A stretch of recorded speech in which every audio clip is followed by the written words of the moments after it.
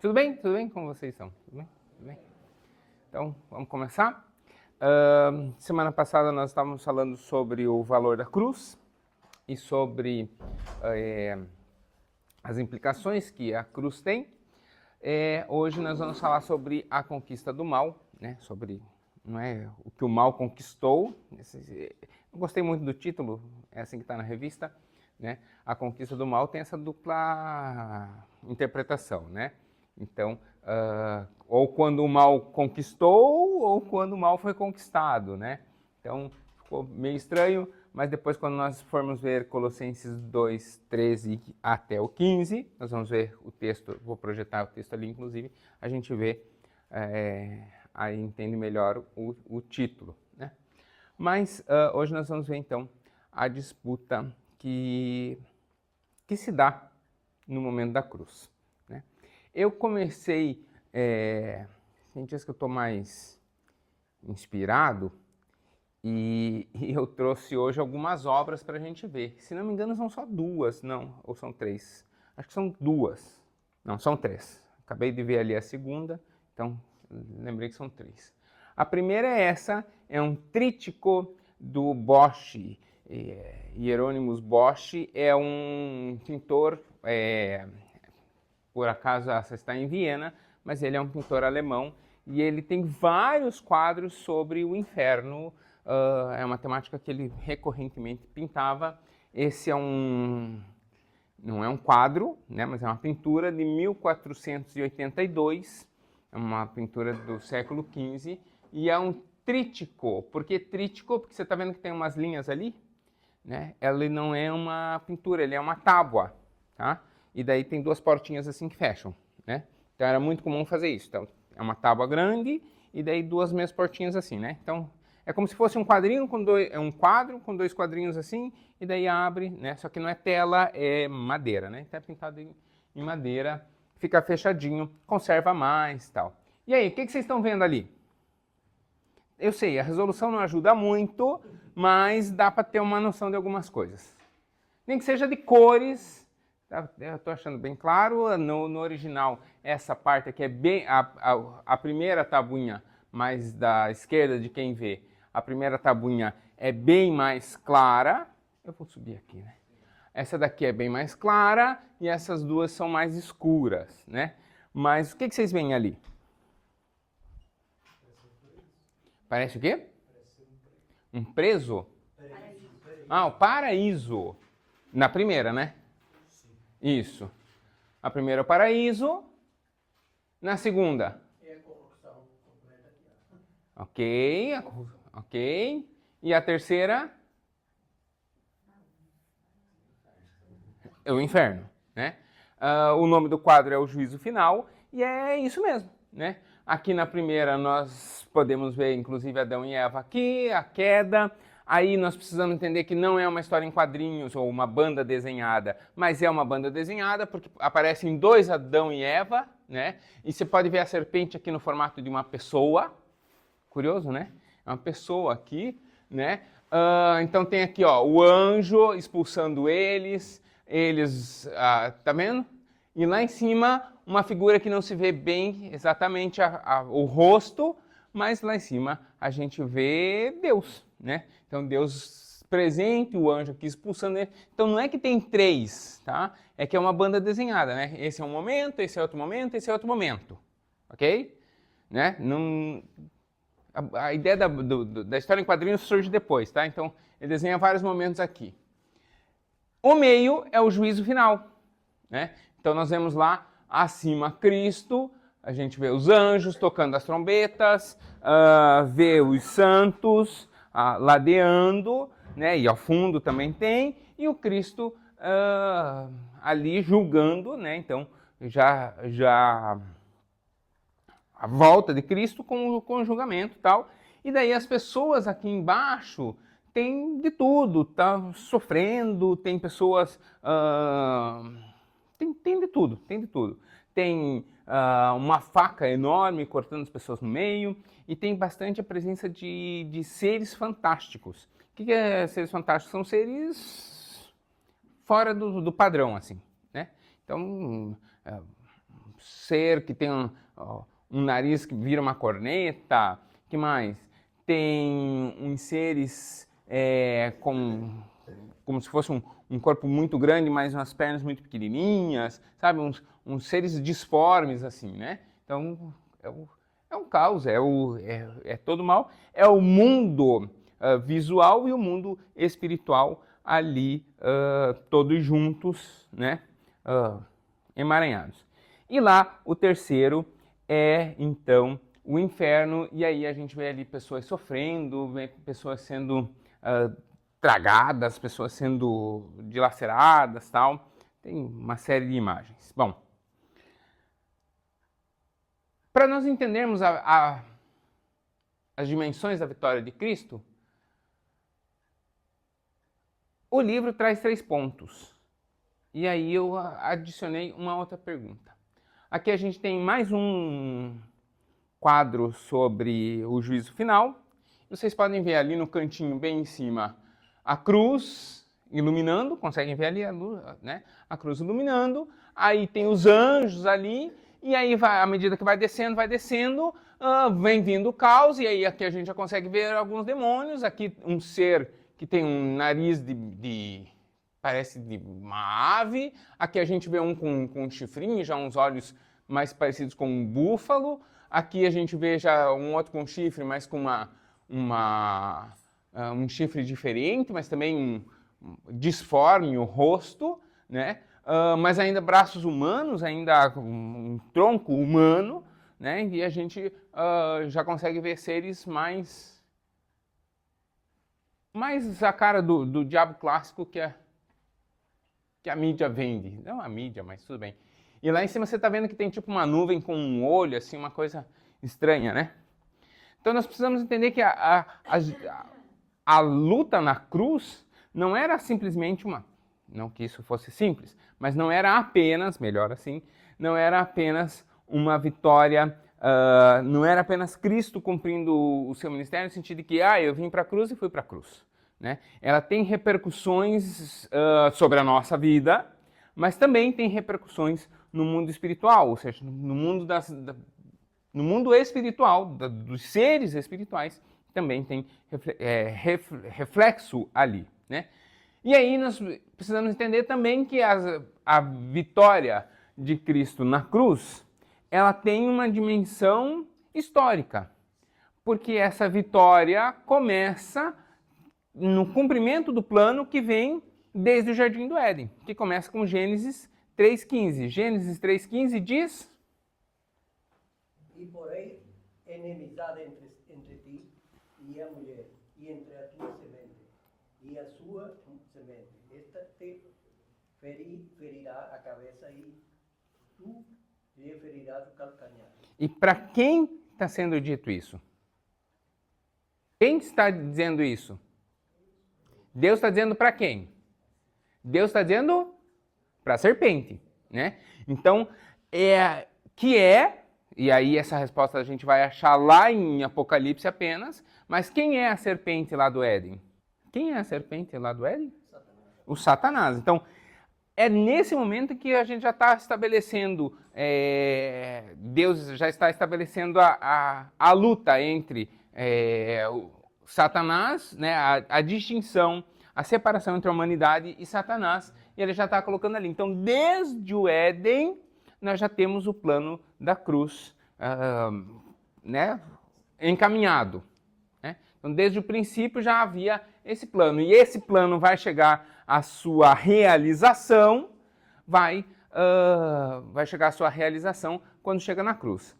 Para tentar frear essa realização, nós temos uma série de armadilhas que acontecem na história de Jesus. Então, essas armadilhas que vão acontecendo na história de Jesus são tentando livrar ele da cruz. Né? A primeira armadilha que acontece na história de Jesus para tentar livrar ele da cruz é lá com Herodes. O que aconteceu com Herodes, que está escrito em Mateus 2,16? Herodes manda matar quem?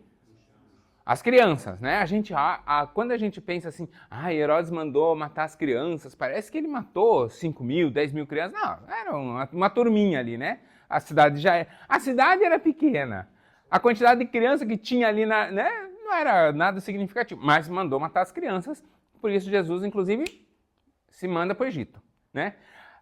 Então nós temos o primeiro, né, Herodes determinando, né, a morte das crianças. Isso já é uma ação de Satanás tentando evitar a morte na cruz, né? Seria matar Jesus ainda pequeno, você tirava ele da cruz. Mas olha que interessante, tem um outro também interessante, que é Jesus no deserto.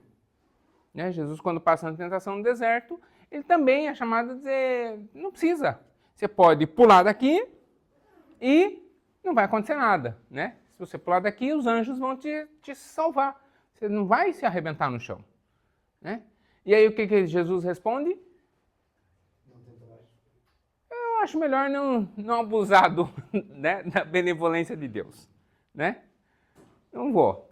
Agora tem um muito interessante, que é João 6,15. Aí eu queria ver com vocês João 6,15. Por isso que está sublinhado, tá? Está sublinhado porque é o que a gente vai ver, não tem nada, não é mais importante nem menos importante que os outros. Mas João 6,15. Achou aí? Pode ler então, por favor. João 6,15. Sabendo, pois, Jesus que haviam de vir arrebatá-lo para o fazerem rei, tornou a retirar-se ele só para o mundo.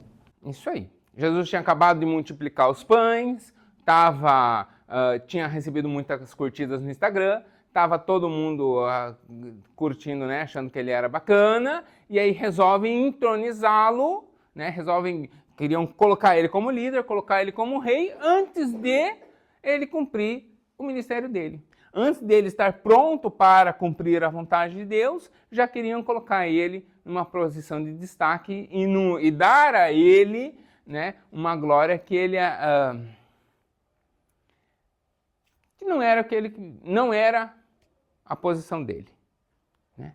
E aí, ou seja, queriam antecipar o reino de Jesus, né? E aí essa também é você vê, uma hora o inimigo tentou ele pelo fio da espada. Outra hora tentou ele pela confiança dele em Deus.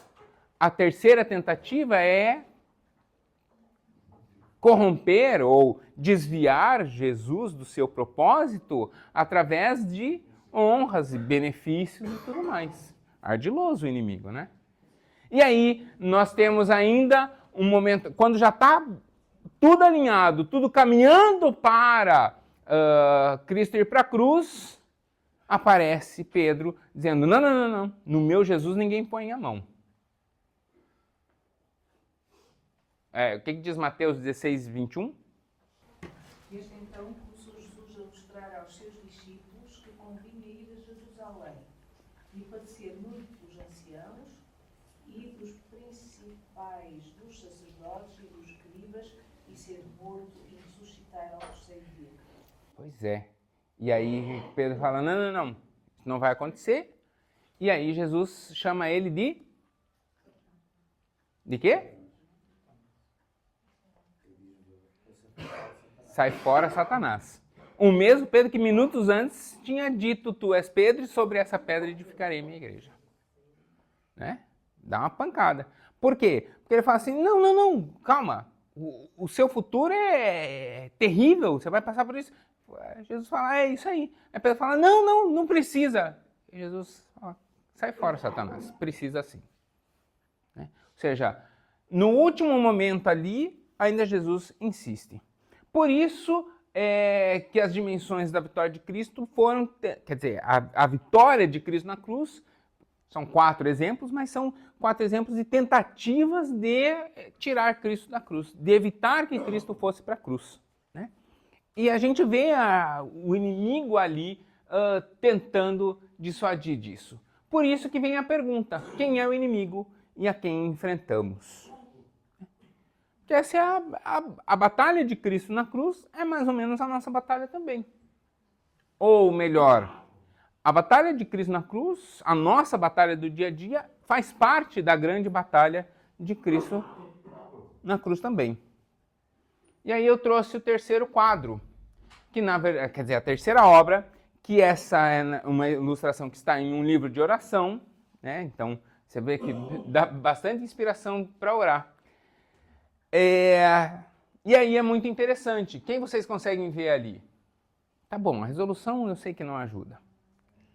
Mas a gente consegue ver uma fornalha com vários corpos, um demônio com uma coroa, da boca deles saem labaredas com várias pessoas que não dá para ver se estão subindo ou descendo, mas sendo consumidas no mesmo fogo. O nome da ilustração é Lúcifer, tortura, né, realizando tortura e sendo torturado.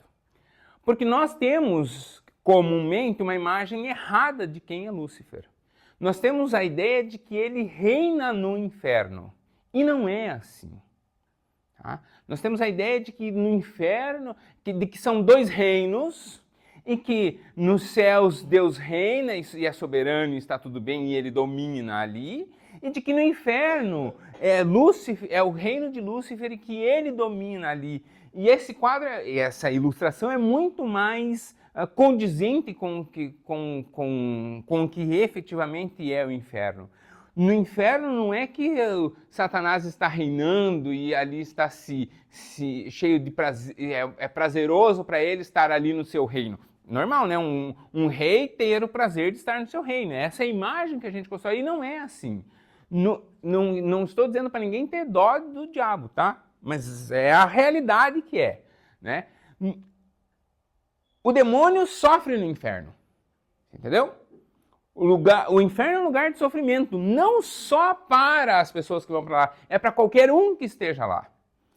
É um lugar de sofrimento. É lógico que, dentre tantos sofrimentos, o de Lúcifer é isso, é Lúcifer torturando, mas ao mesmo tempo sendo torturado.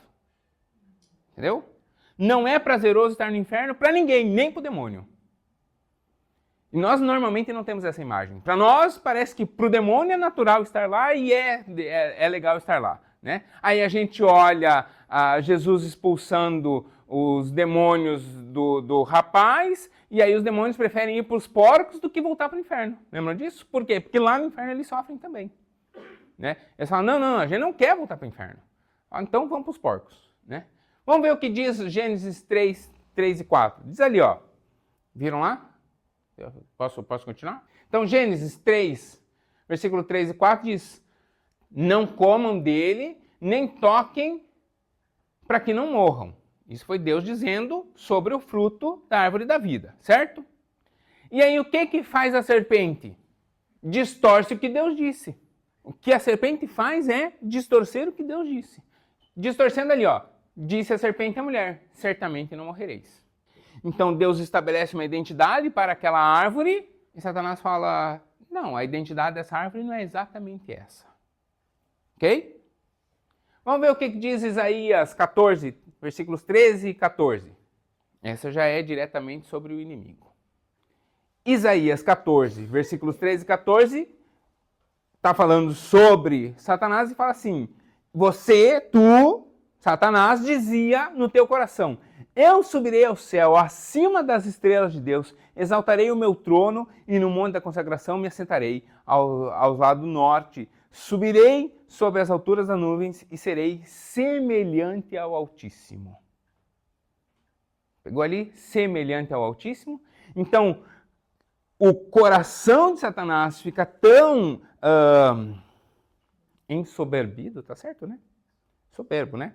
Cheio de soberba, que ele diz assim, eu serei tão grande quanto Deus. Ou seja, ele desfaz a identidade dele, atribuindo a ele uma identidade maior do que a que ele realmente tinha. Tinha uma posição legal no céu? Tinha, mas se atribui ainda mais. Se enche ainda mais. No primeiro, distorceu a imagem da criação da árvore, né, da vida. No segundo, ele distorce a imagem dele mesmo.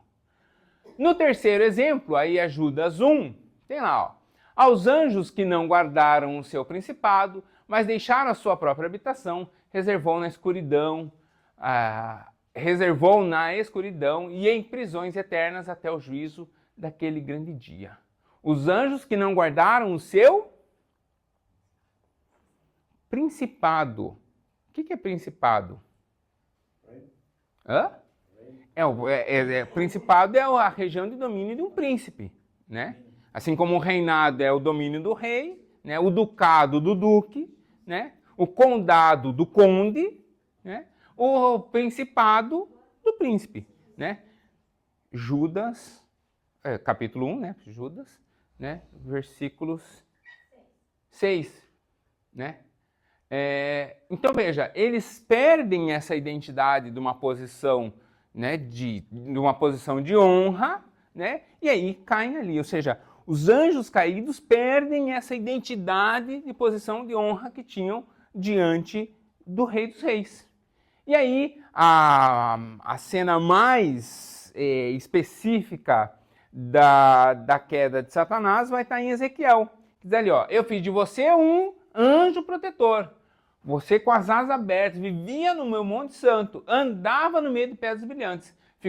E aí mais uma vez, Satanás perde a sua identidade e fala, você ficou orgulhoso por causa da sua beleza. E a sua fama fez você perder a sua identidade, fez você perder a sua noção, fez você perder o seu juízo. Então, eu te joguei no chão a fim de servir de aviso para outros reis.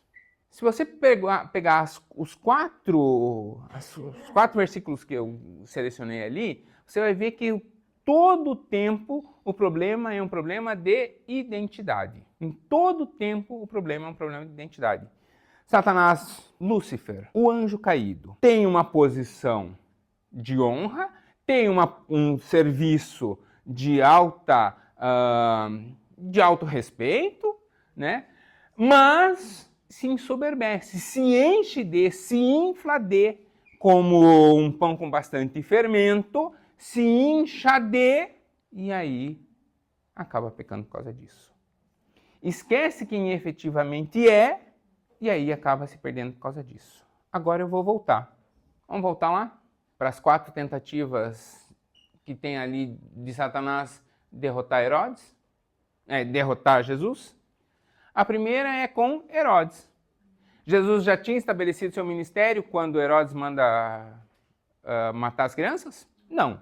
Ou seja, a razão pela qual, a identidade pela qual Deus se faz menino e nasce, não tinha se cumprido, né? Porque a razão de Jesus nascer é o seu ministério. Se ele morre ali por Herodes, não tinha se cumprido. Ou seja, tinha se cumprido uma série de profecias do nascimento de Jesus, mas não as demais dele, estabelecendo seu ministério e tal. Ou seja, tenta quebrar a identidade dele ali. A tentação do deserto aí já é bem mais claro. Por quê? Porque é Satanás mostrando a Jesus. E olha que curioso. Quais mentiras Satanás contou para Jesus ali no deserto? Nenhuma. Não é isso? Satanás contou alguma mentira para Jesus ali no deserto? O que ele faz? Ele conta verdades e distorce essas verdades. É ou não é verdade? Quando Satanás diz, está escrito, não estava escrito mesmo? Depois, Jesus sendo colocado como rei, Jesus queria ser rei porque multiplicou pão? Essa era a razão do reinado de Jesus? Ele não tinha multiplicado pão? Não era bom ter um rei que faz assim e surge pão para o seu povo? Não é bom ter um rei que alimenta o seu povo? É. Mas essa era a razão do reino dele? Não. Está vendo como, de novo, mais uma verdade ia distorcer a identidade do ministério de Jesus? E depois, quando Pedro diz assim, não, no meu Jesus ninguém põe a mão. Não era mais uma vez distorcendo a realidade? Chega ao ponto, inclusive, das vias de fato, né? Jesus, quando vai ser preso, lembra que ele saca a espada e arranca a orelha do Malcolm? Né?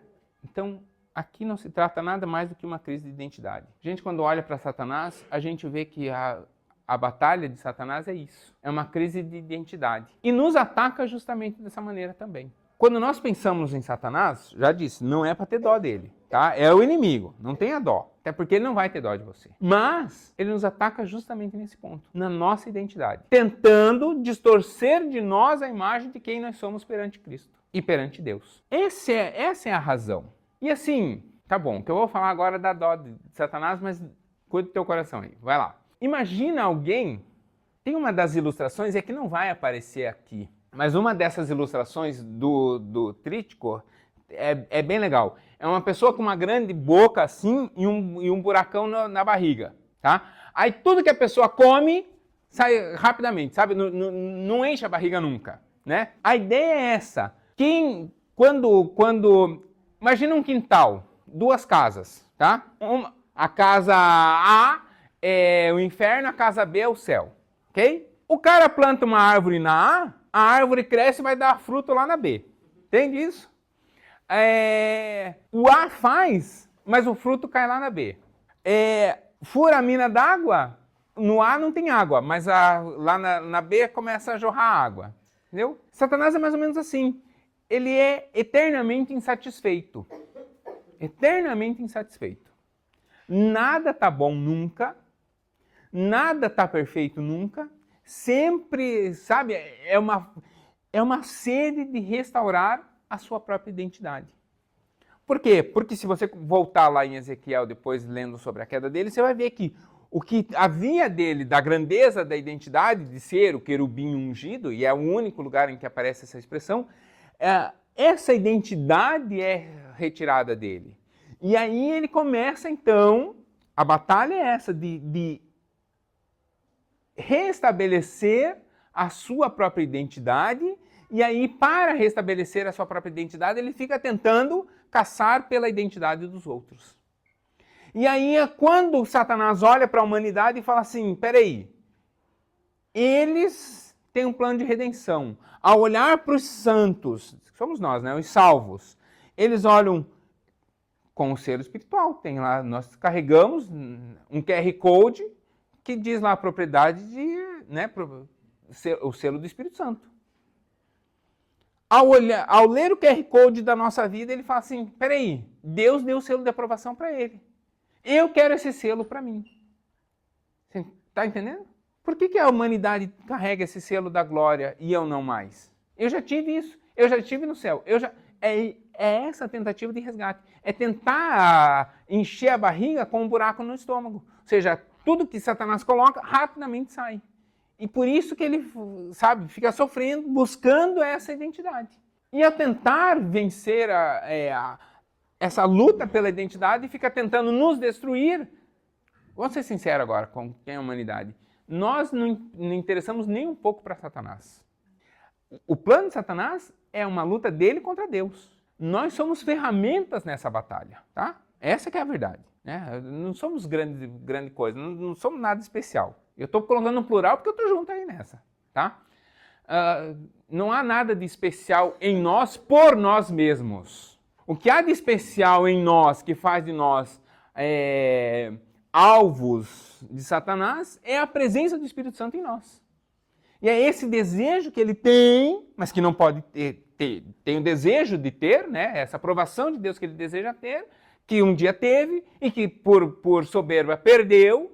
Ele deseja isso e por isso ele nos ataca, para tentar roubar essa identidade de nós. Mas não consegue, exatamente. Essa é a batalha que ele tenta, mas não consegue. A gente já sabe, inclusive, no final da história, que não vai conseguir até o final, mas é o que ele tenta o tempo todo. Né? Por isso que está ali a imagem dele torturando, ou seja, tentando esmagar a humanidade para retirar disso, mas ao mesmo tempo sofrendo, sendo torturado também. Então, o valor da cruz se dá justamente por causa disso. Porque quando ele olha para a história da humanidade, fala assim, a humanidade estava em dívida com Deus. A humanidade em algum momento esteve em dívida com Deus? Quando que a humanidade esteve em dívida com Deus? Quando que a humanidade esteve em dívida com Deus? Não, sempre não. A partir de quando a humanidade esteve em dívida com Deus? A partir do pecado inicial. A partir do pecado inicial, a humanidade estava em dívida com Deus. E aí o que acontece com a dívida que a humanidade estava com Deus? Não sei, vamos ver o que diz Colossenses. Vamos lá? Colossenses 2, versículos 13, 14 e 15. Aquela dívida que a humanidade tinha com Deus era uma escritura de dívida, como aquela que você assinou lá no banco, uma escritura de dívida, tá? Uma nota promissória, um contrato, né, de dívida que você tinha lá. E Colossenses 2, 13, 14 e 15 vai dizer, ele nos perdoou de todas as transgressões e cancelou a dívida. Essa dívida que nós tínhamos com Deus, desde o pecado inicial, ela é cancelada, ela paga aquela dívida que tinha com a humanidade, tem gente que às vezes, né, se ensoberbece, quer se encher e tal. Não, porque eu tô cheio. Não, cara, tá em dívida, tá todo mundo em dívida. Só que a nossa dívida que nós tínhamos com Deus foi paga. E a dívida que nós tínhamos com Deus foi paga e não tem mérito nenhum em nós. Por quê? Porque não foi a gente que pagou. Essa é a lógica. Quem pagou não fomos nós. Que mérito tem eu de ter pago isso? Se você for olhar na história das pessoas aí que acabam ganhando aqueles prêmios de loteria, Euromilhões, não sei o quê, em poucos anos a pessoa se desfaz de tudo aquilo que ganhou. Por quê? Porque não tem mérito naquele ganho. Não tem mérito naquele ganho. E ao não ter o mérito naquela importância que ganhou, a pessoa não tem dó de gastar aquilo. Vá você pagar algo que você sofreu para pagar. Vai se desfazer daquilo. Junta você um dinheirinho que você se abnegou na hora de juntar, vai gastar numa besteira. Não gasta. É ou não é verdade? Você pensa 2 vezes antes de gastar. É ou não é verdade? Por quê? Porque a gente sabe o mérito daquilo. A gente sabe o quanto foi sofrido para conquistar aquilo. É por isso, agora você está entendendo, por isso que, embora a salvação seja gratuita e extensiva a todos e capaz de salvar toda a humanidade, tem muita gente que menospreza a cruz. Por quê? Porque não entende o sacrifício que foi passar pela cruz. Não tem noção da sua identidade pecaminosa, não tem noção da sua identidade de separação de Deus e nem do alto preço que foi pago pela cruz. Deus nos perdoa de todas as nossas transgressões, cancela a nossa escrita de dívida, que consistia em ordenança, né? E que era contrária a nós. Ou seja, aquela dívida era contrária a nós. Essa dívida, ele a removeu, pregando ela... Onde? Onde que a nossa dívida foi paga? Está ali, literalmente escrito. E tendo tirado os poderes e as autoridades, ou seja, desfazendo-se dos seus poderes e da sua autoridade, ou seja, um pleno ser humano ali, fez deles um espetáculo público, triunfando sobre eles na cruz. Então, quando nós olhamos para Colossenses 2, 13, 14 e 15, essa é a essência do valor da cruz. É a restauração da identidade do ser humano. Tudo bem, não para aí. O valor da cruz também está aqui.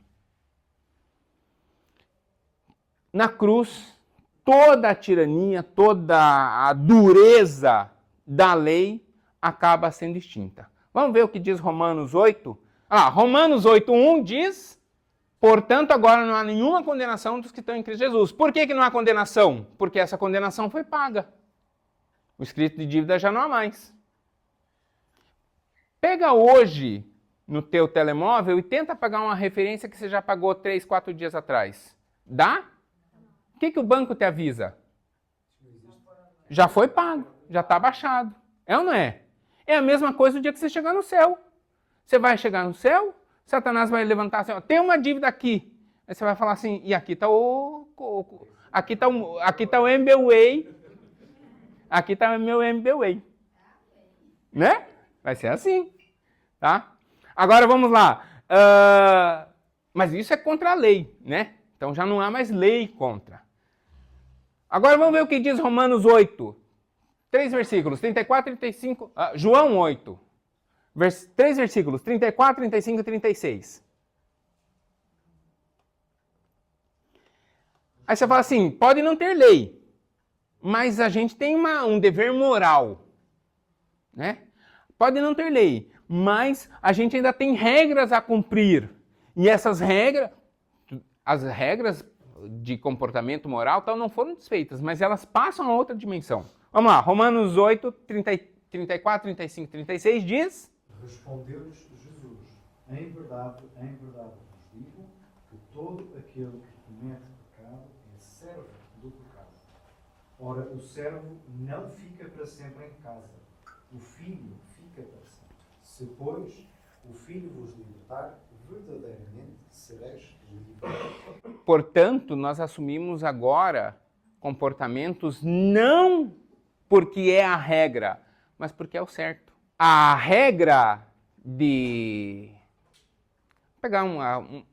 Vamos pegar no ponto mais doído do ser humano.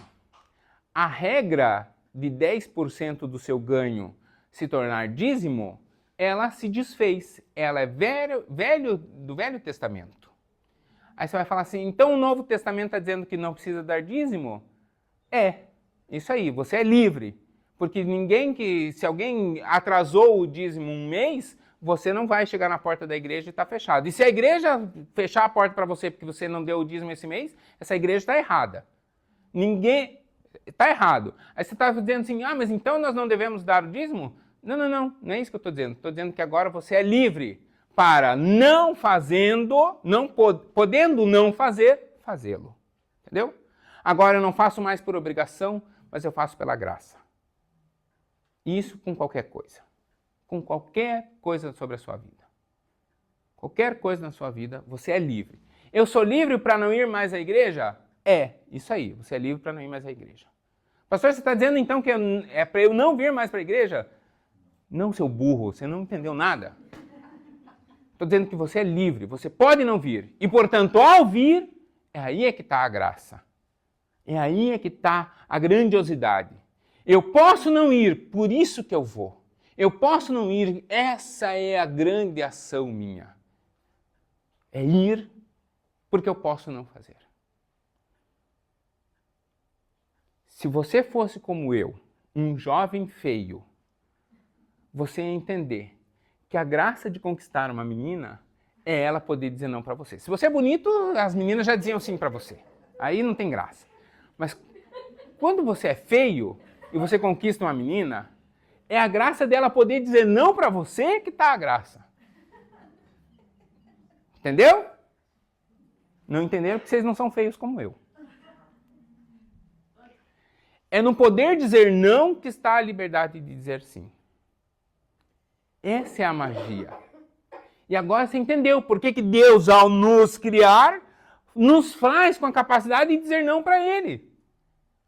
Porque quando Deus nos cria com a capacidade de dizer não para o próprio Deus, e a gente diz sim para Deus, é aí que está a verdadeira adoração. Porque senão era mais fácil. É como, né? Entenderam isso, né? Então tá bom. Então vamos para o próximo ponto, que eu já me chamei de feio. A cruz de Cristo anulou a tirania do mundo. Vamos ver o que diz 1 João 5,19. Sabemos que somos de Deus e que todo mundo jaz no maligno. O mundo jaz no maligno. Jazer é um verbo legal, né?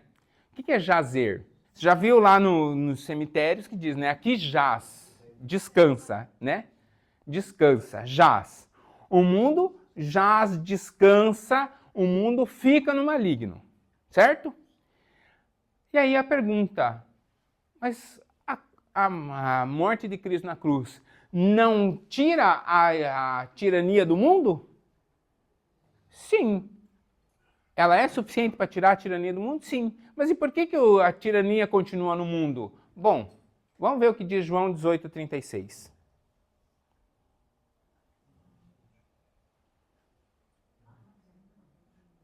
Por que ainda existe o mal depois da cruz? Por que nesse mundo ainda tem o mal depois da cruz?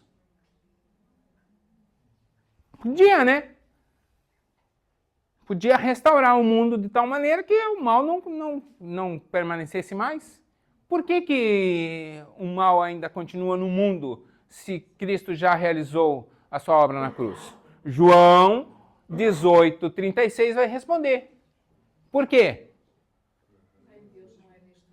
Porque o reino de Deus não é deste mundo. Né? Porque o reino de Deus não é desse mundo. Esse mundo está corrompido. E o reino de Deus não é nesse mundo. E o último inimigo também é vencido na cruz. Qual é o último inimigo? 1 Coríntios 15, 26.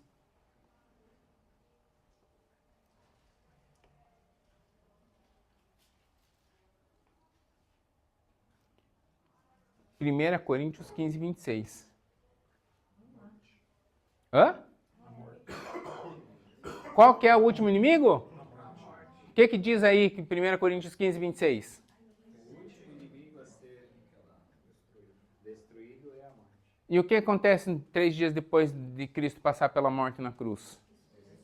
É a comprovação, por isso ele é o primeiro ressuscitado, o primeiro ressurreto, é a comprovação de que até o último inimigo foi vencido.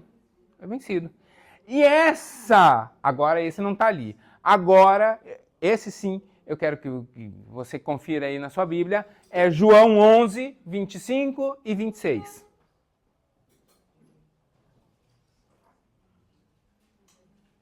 Então é ao vencer até o último inimigo que João 11, 25 e 26 vai se cumprir. O que diz João 11, 25 e 26? Eu sou a ressurreição e a vida. Quem crê em mim, ainda que esteja morto, viverá. Todo aquele que vive e crê em mim nunca irá morrer. Isto. João 11, 25 e 26 vai dizer isso. Que ainda que nós passemos, aqui foi meio duro, vamos pegar lá na palavra do salmista que é mais bonitinho, né? Ainda que nós passemos pelo vale da sombra da morte, é mais bonitinho, né? Mais poético, né? Ainda que morra, viverá. Por quê? Viverá onde? Viverá não nesse mundo. Viverá onde aquele que pagou a dívida vai te levar. Quando você compra alguma coisa lá na Vorten e cancela a sua dívida lá na Vorten, você não deixa o produto lá na Vorten. Você leva ele para o seu reino de domínio, que é o seu T0. Esse é o seu reino. A casa é o reino do homem. É verdade. A polícia pode entrar na sua casa a hora que quiser? Não. Alguém pode entrar na sua casa sem você permitir? Na minha casa eu sou o rei. Só entra lá se eu deixar. E se alguém entra lá sem a minha permissão, dou-lhe uns catiripapos. Eu tenho o direito disso, de defender o meu reino. É ou não é verdade? É verdade, gente. Onde o homem... Ali é o seu reino. Né? Quando nós pagamos alguma coisa numa loja, pagamos uma dívida numa loja, assumimos a propriedade daquela coisa e levamos ela para o nosso reino. E fazemos o que na nossa casa? O que a gente quiser. Deixa eu contar uma verdade para vocês. Quando eu vim a Portugal a primeira vez, nós alugamos um apartamento e não tinha prato, não tinha copo, não tinha nada. E aí, a dona do apartamento foi muito, muito querida conosco, é nossa amiga até hoje, tal, não sei o quê. Mas o corretor de imóveis era espertinho. E falou assim, por 50 euros a mais na renda, a gente coloca prato, copo, não sei o quê, coloca todos os apetrechos e tal. Por que 50 a mais? Por quê? Eu vinha de um lugar que não se pagava em euro. Eu não tenho noção, não estou acostumado com o dinheiro, não estou acostumado com os valores, né? Aí eu falei, não, por 50 eu vou ali no mercado e eu compro tudo. E eu vim, a princípio, para ficar 6 meses, no máximo 1 ano. Eu falei assim, e depois que você for embora, você vai fazer com essas coisas? Eu falei, eu dou para alguém. Aí ele falou assim, e se ninguém quiser? Eu falei, eu quebro, é meu, eu quebro. Ele falou, credo? Credo não, ué. É meu, eu faço o que eu quiser. Não é? É meu, eu faço o que eu quiser. Se eu não quiser fazer nada, eu quebro. Sou grego. Pá, quebro prato por prato. Na frente do seu imobiliário ainda, para você aprender a ser respeitoso comigo. Literalmente falei pro cara, eu quebro. É meu, eu faço o que eu quiser. Né? Agora vocês... Por quê? Porque eu já estava aqui fazia 15 dias. Eu já tinha noção de que 50 euros eu aparelhava toda a casa para toda a minha família. Eu, a Dani e o Daniel. E ainda comprava de 4, né? Porque vem 4 facas, 4 garfos, 4 colheres, ainda tinha espaço para mais um comer lá. Né? Uma visita. Mas também não dava para receber muito mais, porque a mesa só tinha 4 cadeiras, né? Então, todo mundo estava lá. Não, mas é verdade. É ou não é verdade? Se eu comprar um negócio é meu, eu não posso quebrar? É burrice, mas posso. Né? Vocês entenderam? Se é meu, né? A mesma coisa ali. Cristo, ao pagar a nossa dívida, tem todo o direito de nos tirar do mundo, de fazer o que quiser com nós. Cristo tem todo o direito de fazer o que quiser com nós? Tem? Bom, tem uma ilustração que diz que, como o barro na mão do oleiro, ele faz o que ele quer. E molda para o que ele quer. Aí eu volto. Qual é a grande crise?